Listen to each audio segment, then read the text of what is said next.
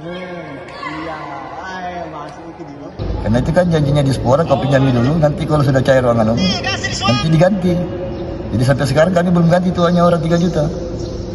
Karena kita belum dapat itu dana dari Dispora sampai sekarang. Tempat ini ada kolam standar itu, tapi kondisinya rusak parah ya, sehingga atlet-atlet renang, termasuk kami atlet renang disabilitas Kota Palopo itu tidak bisa menggunakan kolam renang standar tersebut secara maksimal. Semangat olahraga bisa lahir dari keterbatasan.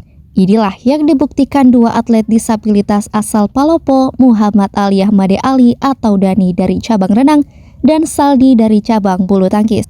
Dani yang mengalami polio sejak kecil mulai berenang di sungai sejak usia 10 tahun. Untuk olahraga renang memang sebenarnya kebiasaan ya dari sejak kecil ya. Jadi suka ke sungai, kebetulan memang tempat tinggal saya waktu itu dekat sungai, jadi namanya anak-anak itu suka bermain ke sungai, dan disitulah saya belajar berenang. Ia baru mengikuti kejuaraan pada usia 23 tahun dan kini telah mengoleksi sekitar 10 medali dari berbagai ajang provinsi. Saya sejak umur 23 tahun.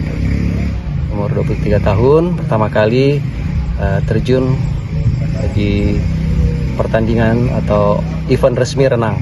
Meski begitu, ia masih berlatih di kolam swasta karena fasilitas pemerintah rusak. Kadang kita mau latihan, sarana dan prasarana mungkin kurang mendukung. Contohnya ketika harus latihan cabur renang ya misalnya ya.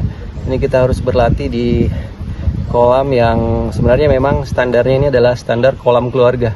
Harusnya kita berlatih di kolam yang standar renang. Sementara itu, Saldi yang sejak kecil mengalami cacat pada kedua tangannya juga tak pernah menyerah. Sejak 2006 ia aktif bertanding bahkan meraih medali perunggu dan perak di Paralimpik Nasional.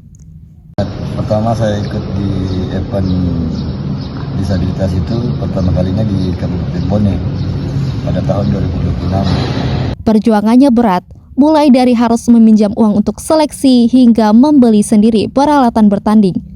Sekarang kita mau mengikuti event, terkendala di anggaran, dana.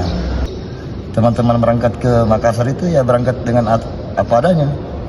Itu pun juga kita kemarin bawa anak usia muda itu, Ya, atlet muda. atlet muda itu ke Makassar itu seleksi itu malah kita pinjam dana. Itu sampai sekarang belum diganti. Karena itu kan janjinya Dispora, kau pinjami dulu, nanti kalau sudah cair uang anu, nanti diganti. Jadi sampai sekarang kami belum ganti itu hanya orang 3 juta.